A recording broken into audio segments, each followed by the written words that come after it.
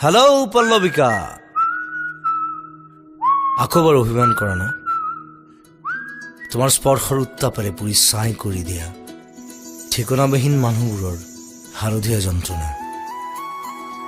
ফাগুন আহিলে বৰষুণৰ চিঠি এখন দিবা, চিপ চিপ নীল বৰণৰ আখৰ থকা। মোৰ বিষণ্ণ ঋতু ফাগুনক কবা, যাতে সোঁৱৰণিৰ হালধীয়া পাত বিচাৰি কোনো তালৈ নাযায়।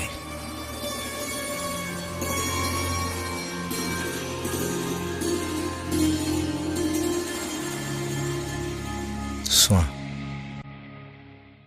চোৱা, অভিমানৰ বৰষুণত তিতি সকলোবোৰ হৈ পৰিছে সেউজীয়া।